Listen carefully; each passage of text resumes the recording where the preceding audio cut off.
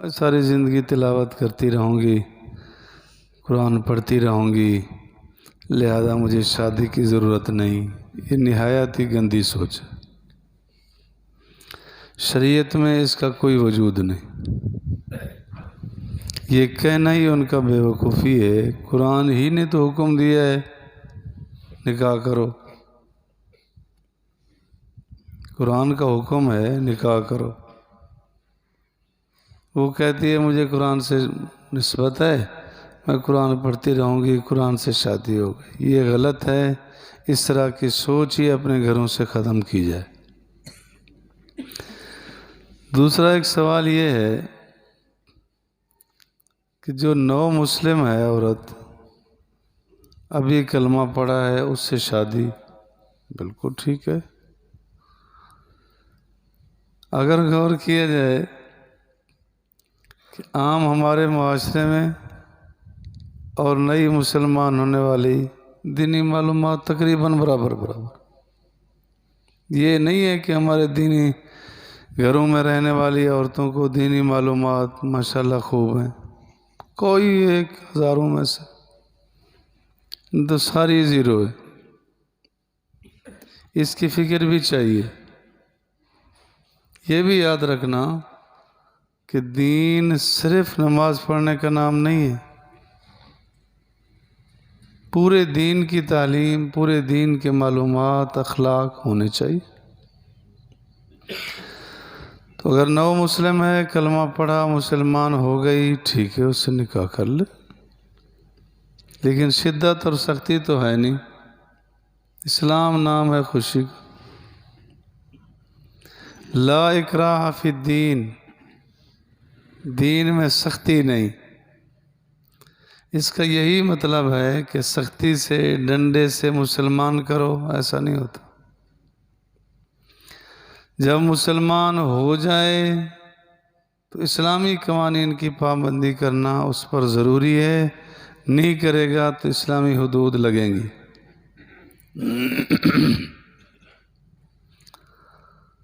مثلا اگر نہیں داخل ہوتا، نہ ہو فوج میں، جب فوج میں بھرتی ہو گیا تو وردی پہننی پڑے گی۔ پولیس میں داخل نہیں ہوتا، نہیں شامل ہوتا، نہ ہو۔ جب ہو گیا تو اب وردی پہننی پڑے گی۔ اسلام میں جب آ گیا تو اسلام کی وردی پہننی پڑے گی، نہیں پہنے گا اسلام سختی کرے گا، اس کے لیے رعایت نہیں ہے۔ مسلمان کرنے کے لیے تو سختی نہیں، جو آئے خوشی سے آئے۔ جو مسلمان ہو گیا،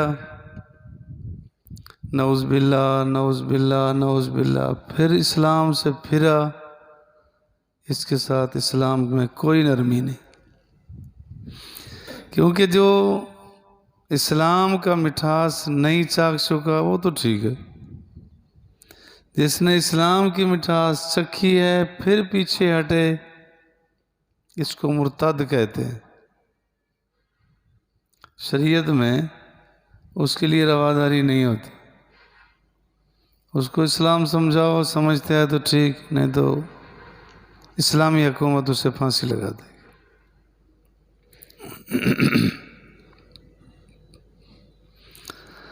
ایک سوال یہ ہے، ایک صاحب پوچھ رہے تھے کہ شادی کے بارے میں استخارہ کرنا ضروری ہے؟ حدیث پاک میں آتا ہے کہ جو آدمی مشورہ اور استخارہ سے کام کرے فلا خائب ولا خاسر، وہ نقصان نہیں اٹھاتا۔ حضور علیہ الصلوۃ نے فرمایا بغیر اللہ تعالیٰ سے استخارے کے کام نہ کیا کرو۔ استخارے کا معنی اللہ تعالیٰ سے مشورہ ہوتا ہے۔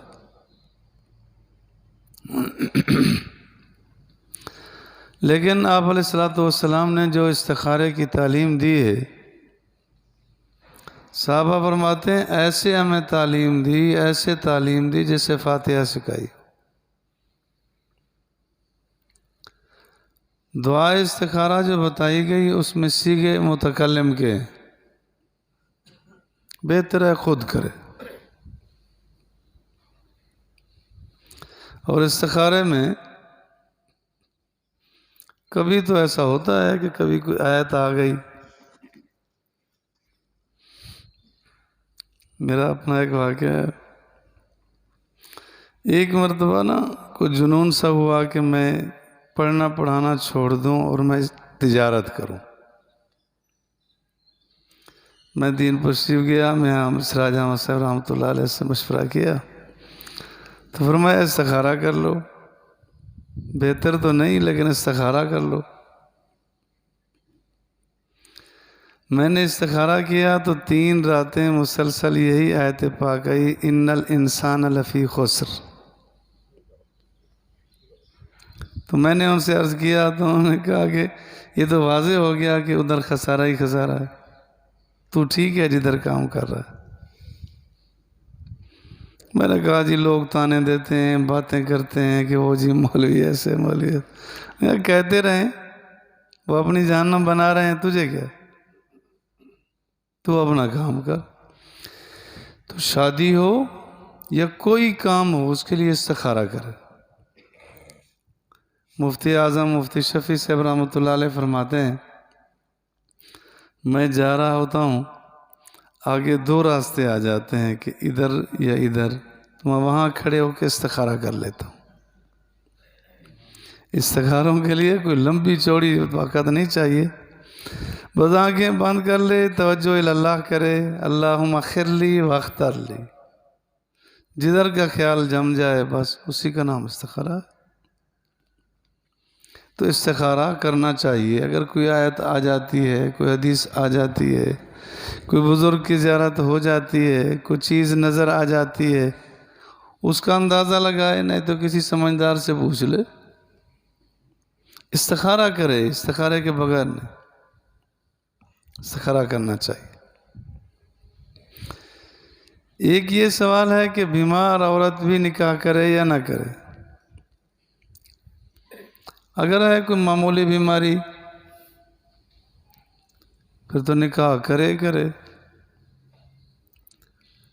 میں نے بارہا عرض کیا ہے کہ اگر یہ صورتحال ہے برابر کہ گناہ سے بالکل محفوظ ہے اس کو کامل درجے کا یقین ہے کہ مجھ سے گناہ نہیں ہوگا پھر تو نکاح سنت ہے. اگر یہ درجہ نہیں ہے کہ امکان ہے مجھ سے گناہ ہو جائے گا پھر نکاح فرض ہے. پھر نکاح فرض ہے. ایسی عورت اگر حقوق ادا نہیں کر سکتی اتنا بیمار ہے کہ شوہر کے حقوق ادا نہیں کر سکتی خصوصاً حقوق ازدواجی تو ایسی عورت معذور ہے وہ نکاح نہ کرے. اگر ایسا نہیں تو وہ نکاح کرے. ایک سوال یہ ہے کہ اگر کسی نے قسم کھا لی کہ میں شادی نہیں کروں وہ کیا کرے. اس کے لیے یہی ہے کہ وہ قسم توڑ دے.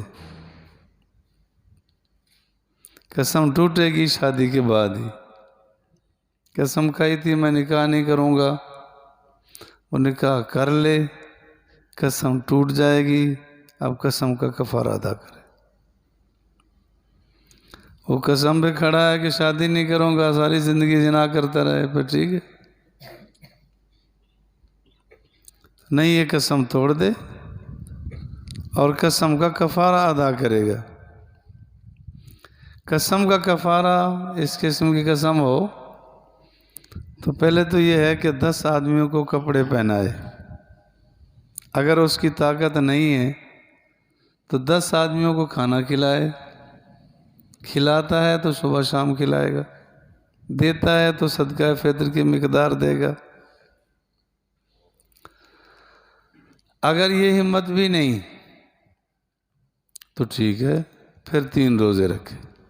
یہ قسم کا کفارہ ادا کرے. ایک سوال یہ ہے کہ یہ کہہ کے جان چھڑا لینا آسان نہیں ہوگا، وہ جی شادی کی کیا کوشش کرنی ہے، اگر تقدیر میں ہے تو ہو جائے گی، تو پھر تو آرام سے گھر بیٹھ جائے، ملازمت کے لیے کیوں مارا مارا پھرتا ہے، جو تقدیر میں ہوگا مل جائے گا بس۔ اس کے لیے تو ایک ایک کی منتیں سمجھتے ہیں، پاؤں پکڑے پھرتا ہے۔ کوشش اپنی جاری رکھے، باقی تقدیر میں ہوگا تو ہو جائے گی، تقدیر میں نہیں ہے تو نہیں ہوگی، ہوگا وہی جو اللہ چاہے گا۔ ایک سوال یہ ہے کہ جیسے یہ لفظ بولا جاتا ہے کہ جوڑے آسمانوں پہ بنتے ہیں، بالکل بات تو ٹھیک ہے، یہ اللہ ہی کا فیصلہ ہوتا ہے۔ آسمانوں پر اللہ کے ہاں جوڑے بنتے ہیں، اللہ رب العالمین کی ہی تقدیر اور حکم چلتا ہے تو نظام بنتا ہے، اس میں کوئی شک نہیں۔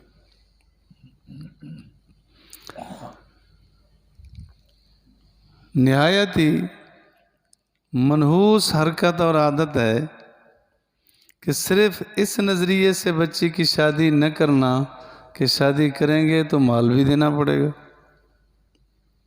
زمین دینی پڑے گی۔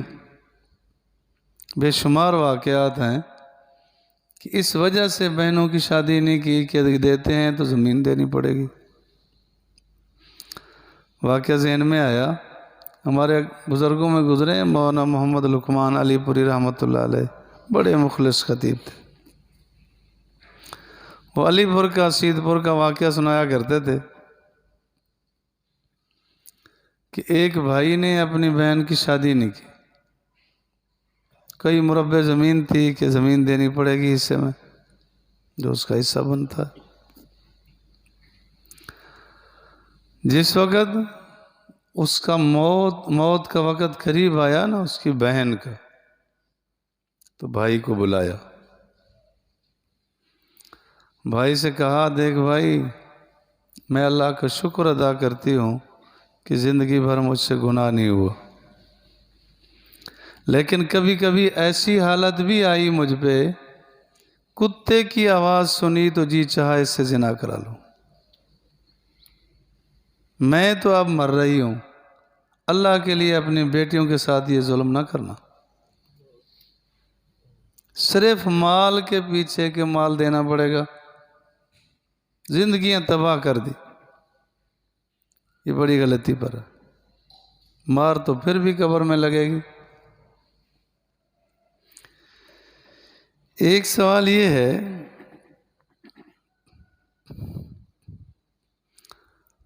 ایک صاحب پوچھ رہے تھے، بڑا تعجب کی بات ہے، کہہ رہے تھے مولانا کیا مرنے سے نکاح ٹوٹ جاتا ہے، کہ بیوی مر جائے تو شوہر کا نکاح ٹوٹ جاتا ہے؟ میں نے کہا جی عدت تو تبھی گزاری جاتی ہے کہ نکاح ٹوٹ جاتا ہے، کہ جس کا شوہر فوت ہو جائے 4 مہینے 10 دن اس پر عدت ہے، 4 اشہر و عشرہ، 4 مہینے 10 دن اس کی عدت ہے، عدت تبھی گزاری جا رہی ہے کہ نکاح ٹوٹ گیا۔ باقی رہا کہ جنت میں ملیں گی، تو بالکل ایسا ہی ہے کہ جن دونوں کو اللہ تعالیٰ نے جنت عطا کر دی تو یہ جوڑا جنت میں بھی ملے گا۔ حدیث میں ہے کہ ایک مرتبہ حضرت زبیر رضی اللہ تعالیٰ نے نا حضرت اسماء پہ سختی کی، وہ روئی اور صدیق اکبر رضی اللہ تعالیٰ عنہ کے پاس آئی، کہتے ابا جی بڑی سختی کی ہے مجھ پہ، تو صدیق اکبر رضی اللہ تعالیٰ عنہ نے فرمایا صبر کر لو، زبیر نیک آدمی ہے، صالح آدمی ہے، جنت میں دونوں اکٹھے رہو گے۔ ایک تو یہ ہے کہ جس کے نکاح میں مر گئی وہ قیامت کے دن اسی کے ساتھ جنت میں ہوگی اگر اللہ دونوں کو مقدر کر دے۔ ایک مرتبہ حدیث پاک میں ہے کہ آپ علیہ الصلوۃ والسلام سے پوچھا گیا کہ ایک عورت نے شادی کی، شوہر مر گیا، پھر دوسری کر لی، پھر تیسری کر لی، وہ کس کو ملے گی؟ تو آپ علیہ الصلوۃ والسلام نے فرمایا جس کے اخلاق اچھے ہوں گے۔ تو اخلاق اچھے اپنانے چاہیے۔ اگر اخلاق اچھے نہ اپنائے تو وہ تو یہاں متنفر ہو جائے گی، وہاں کیا آئے گی؟ تیسرا قول یہ ہے کہ اگر کئی شوہر تو اس کو اختیار دیا جائے گا، 2-3 شوہر فوت ہو گئے، سارے جنت میں ہیں، تو اس کو اختیار دیا جائے گا جس کے پاس جانا چاہے جا۔ تو جنت میں تو ملے گی، لیکن یہ بھی کہ جو عورتیں یہاں ہیں نیک صالح ہیں، جنت ملے گی تو یہ حوروں کی ملکہ اور سردار ہوگی۔ ویسے بھی سرداری ملتی ہے مشقتوں پر، ان مع العسر یسرا، مشقتیں آتی ہیں پھر آسانیاں آتی ہیں۔ تو مشقت جتنا کاٹی اس نے، حوروں نے تو کاٹی نہیں، وہ تو آرام سے جنت میں بیٹھی ہیں۔ مشقتیں تو اس نے کاٹی ہیں، اس کو عزت عظمت ملے گی، یہ ان کی سردار ہوگی، اور حسن میں بھی سردار ہوگی، حسن میں بھی ان سے سردارہ بن جائے گی۔ اللہ تعالیٰ بڑا خوبصورت بنا دیں گے۔ لطیفہ کو سنا رہا،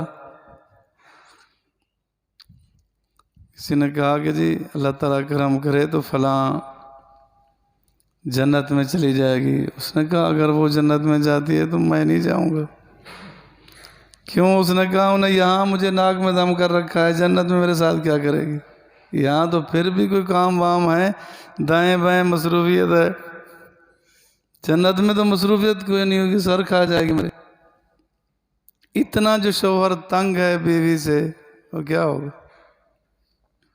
ایک اور لطیفہ سنا رہے تھے، ایک صاحب کہتے جی شوہر بیوی حرمین میں گئے، بیت اللہ کے سامنے بیٹھے دعائیں کر رہے تھے، تو عورت کہنے لگی الحمدللہ جو دعا مانگی ہے نا قبول ہو گئی۔ شوہر نے کہا جس دن سے آیا میں تو جو دعا مانگ رہا ہوں وہ میری قبول نہیں ہو رہی۔ انہوں نے کہا وہ کون سی دعا ہے کہ تیری قبول نہیں ہو رہی؟ تو میں نے کہتا جب سے آیا ہوں یا مسلسل دعا کر رہا ہوں یا اللہ میری اس سے جان چھڑا دے، قبول نہیں ہو رہی۔ جب ایسی مصیبت گلے میں پڑی ہے تو کیا سکون رہے گا؟ اخلاقیات ہونے چاہیے، مرد بھی اچھے اخلاق پیش کرے، عورت بھی، تو جنت میں ملیں گی۔ ایک اور کسی نے سوال کیا، کہتے جی کچھ لوگ کہتے ہیں کہ قریبی رشتہ دار سے شادی نہیں ہونی چاہیے، چچا زاد، ماموں زاد، خالہ زاد، اس سے شادی کرنے میں ذہنی مفلوج ہوتے ہیں۔ یہ جدید تعلیم کی نعمت ہے، جو لوگ بات کرتے ہیں نا، یہ جدید تعلیم کے دل دادا، قرآن اور حدیث کو چھوڑ کر سائنس کے اندھے۔ حضور علیہ السلام کی صاحبزادی حضرت فاطمہ الزہرا علی المرتضیٰ کیا تھے آپس میں؟ کوئی رشتہ داری نہیں تھی۔ حضرت حسن، حسین، محسن یہ پاگل پیدا ہوئے تھے نعوذ باللہ۔ رقیہ، ام کلثوم جو 2 بیٹیاں ہوئیں یہ پاگل تھی۔ یہ گندی سوچ ہے۔ باقی جس کو اللہ نے مفلوج اور پاگل بنانا ہے وہ رشتہ داری میں ہو، غیر رشتہ داری میں ہو جائے گا۔ حضور علیہ السلام نے تو فرمایا کہ صلہ رحمی کا بھی خیال کرو۔ یہ کہتا ہے کہ نہیں اس سے نہیں کرنی چاہیے، وہ ذہنی مفلوج ہو جاتے ہیں، حافظہ ختم ہو جاتا ہے، فلاں ہوتا ہے، فلاں ہوتا ہے۔ خود اس سے پوچھو تو کہتے جی ہاں جی ہم دونوں چچا زاد ہیں آپس میں۔ تم پاگل نہیں ہوئے، اولاد پاگل نکلے گی۔ دیکھو اسلام سے جتنا دور کی سوچو گے اتنا ہی نقصان میں جاؤ۔ اسلام کے ساتھ جڑنا چاہیے۔ ایک سوال یہ کیا کسی نے کہ رشتہ داروں میں سے کسی نے، مرد نے یا عورت نے، مرد نے عورت کو کہہ دیا بہن، یا عورت نے مرد سے کہہ دیا بھائی، کیا ان کا نکاح ہو سکتا ہے؟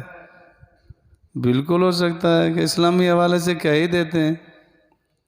کبھی سفر میں کسی کو کہہ دیا بہن ذرا ادھر ہو جاؤ، بہن آگے چلو، یہ کرو وہ کرو، کوئی بھی، یا خالہ زاد ہے، ماموں زاد ہے، پھوپھی زاد ہے، بہن کہہ دیا تو کیا ہوا؟ اور اگر شادی ہو جانے کے بعد شوہر بیوی سے کہے تو میری بہن ہے، تب بھی نکاح نہیں ٹوٹتا، اس نے بکواس تو کی ہے، نکاح نہیں ٹوٹا۔ بیوی سے کہا کہ تو میری ماں ہے، اس سے نکاح نہیں ٹوٹا، یہ بکواس ہے یہ بات کرنے کی۔ اگر یوں کہا کہ تو ایسے لگ رہی ہے جیسے میری بہن، تشبیہ دی، ایسے لگ رہی ہے جیسے میری ماں، اب اس سے پوچھا جائے گا کہ ماں سے مراد جیسے نکاح نہیں ہوتا یہ مطلب ہے؟ وہ کہے گا ہاں یہی، اب طلاق ہو جائے گا۔ صاف سیدھا کہا کہ تو میری بہن ہے تو بکواسی کی ہے، کون مانے گا؟ بہن تو ہے نہیں، وہ تو بیوی ہے، تشبیہ دی ہے، پھر کام خراب ہوتا ہے۔ اللہ تعالیٰ مجھے اور آپ کو دین کی سمجھ فہم نصیب فرمائے، دینیات پر چلنے کی اللہ توفیق